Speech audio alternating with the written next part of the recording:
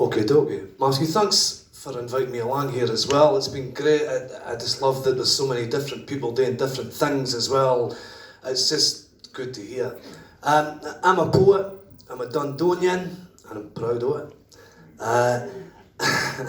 I'm going to tell you a few poems, and the first thing is, there's actually a story behind it. It's about when my mother's here tonight as well, and I'm under pressure. My mum used to go to a place called Belmont up in Meagle. Keep us right, Mum. Belmont Hall, she's going to keep us right. I was going to bring her on the stage here as well, and I thought I better no. So, and when she was at the scale, she used to go to Belmont Hall, and it was full of old bunks. And they used to play games and here carry on and all the rest of it as well. And one of the things that they used to do, they used to tell a story about Annabella Duff, which is a kind of ghostly kind of tale that used to tell up there as well. And as far as I believe, it's based in Meagle. So my mum used to tell me what was going on when I was a bairn and tell me about Annabella Duff. So I was like, oh, really? So me and all my mates, we used to live in Dundee at the time as well.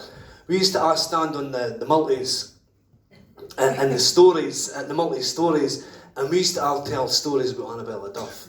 So we'd all sit there and go like that, all right, Annabella Duff, and then you would tell your bit, and then after you would finish your bit, then you would say to your mate, right, it's your turn. Then he would tell his bit. And then I went around the whole circle until everybody told their stories about kind of Annabella Duff like. So I'd wondered about maybe a while back now, I wonder what Annabella Duff's doing now.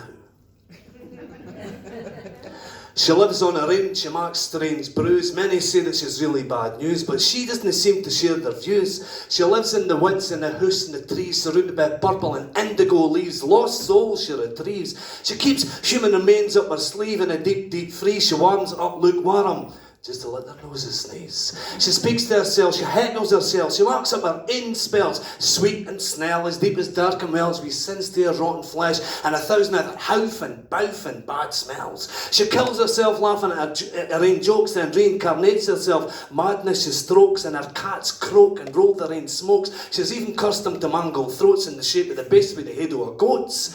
Some say that she's touched by madness, but Annabella could see through there's sadness. Some say that she's blessed, but nobody would confess. She says that she loves the fresh flesh, rare and undressed. She's free to roam in her own backyard. She marks the whole world on edge, scared and feared. She plays around me tarot cares. She drinks and swears and sets up snares that she's carefully prepared. She sets herself dares for airbass. She goes duking. She traps you when you're not looking, and in the kale pot you will be cooking, and when you're nearly cooked she says to you, you should have looked. On an old clay pipe she cackles and sooks and bursts another right pluke. I seen the very depths of hell in that look. She had it spooked. Then she was dancing in the fire, said, this is your funeral pyre, squire. She conjured up 1,000 heads, dead, singing in a choir. Sparks and tinder ignite the air. She dances, be matted and tangles in her hair. She laughs her hair, she just doesn't care. She touches the earth and claims that she gave it birth. She could see right through everybody's worth. She marks up conceptions, concoctions, conclusions, half-baked poisons and potions, lizards, gizzards in the hand and the wand of a wizard, bleached skulls and sailors' gulls and tail feathers fae gulls, serpents' heads and fusty braid, meal and oats and twa mangled throats, twa dozen nanny goats' tails, with a sprinkle of clean-cut toenails. And it's bubbling awa, frozen limbs have just begun to thaw. She's cackling again in a coliseum full of rooks, ravens and hooded craws. Look, she's running circles in her sack on a full moon just after dark, while she plucks imaginary strings on an imaginary harp. And she's still here after all the years. She plays with her head and she toys, yes she toys. She toys with your fears. Annabella Duff. Annabella Duff. That's all one minute. Annabella Duff. That'll be Annabella Duff.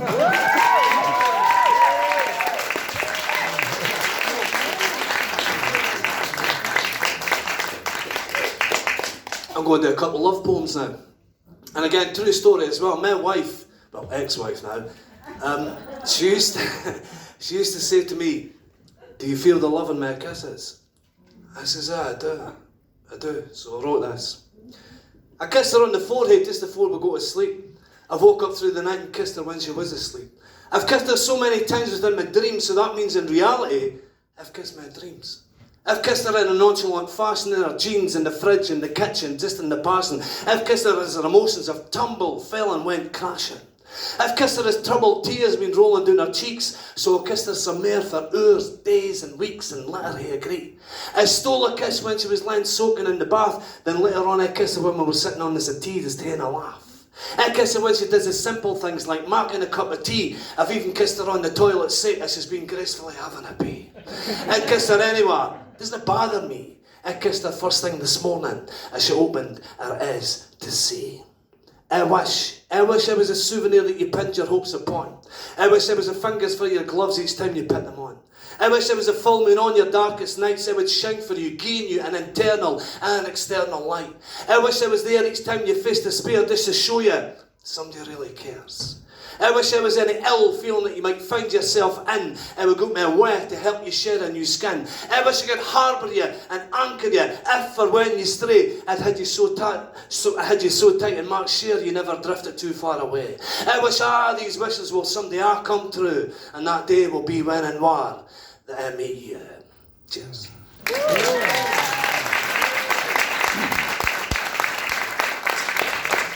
And this, ladies and gentlemen, before mobile phones, we use this.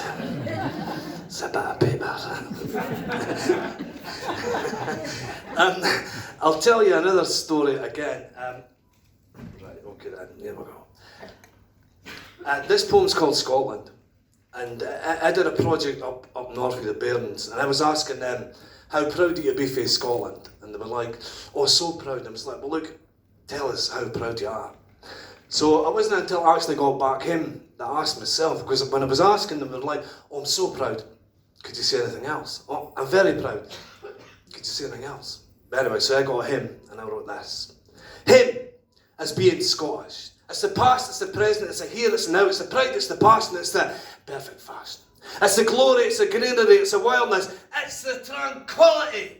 It's the hurt, it's the history, it's full of myths and mysteries with battles fought and won. Led by the Wallace and the Bruces, they fought for independence to cut Scotland loose. Free fair English news.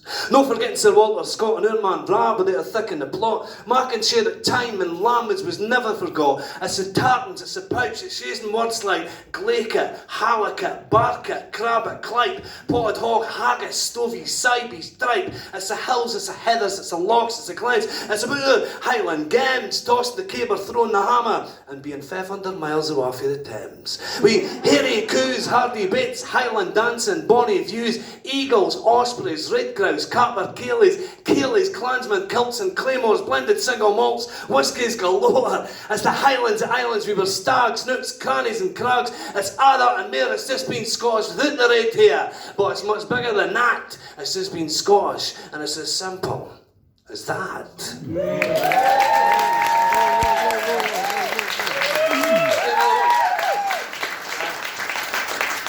I'll do another one just now then. This, again, it's another true story again.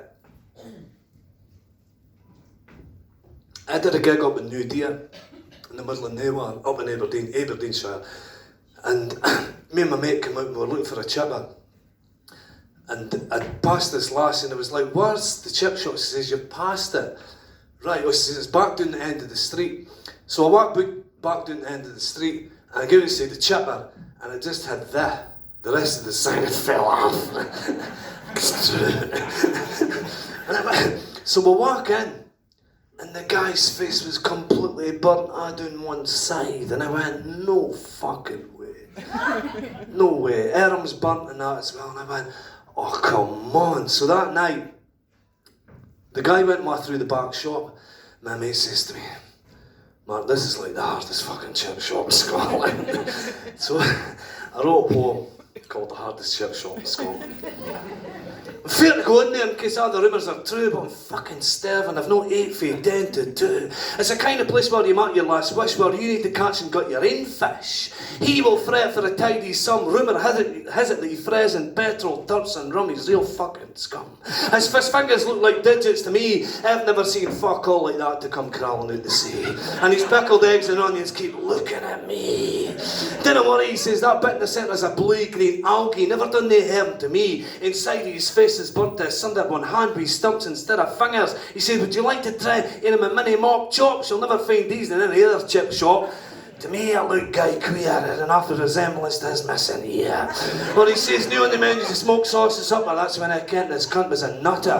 He says, I've met many used I went near the far and searched that elusive deep thread Mars bar. What do you think I got of these battle scars? The penny dropped when I finally kent the score. He says to us, you ken you're standing on a trap door. Down I went like a ton of bricks and landed in a heap amidst torsos, heads, legs and fusty feet. He threw down a tablecloth and says, bon appetit. And by the way, what says is your feet, the only thing that's getting salted, pickled and battered is you. And by the way, I'm having your shoes. You think you come up here and play your hand and sing in the band? Well, sunshine, welcome to the hardest chip shop in Scotland.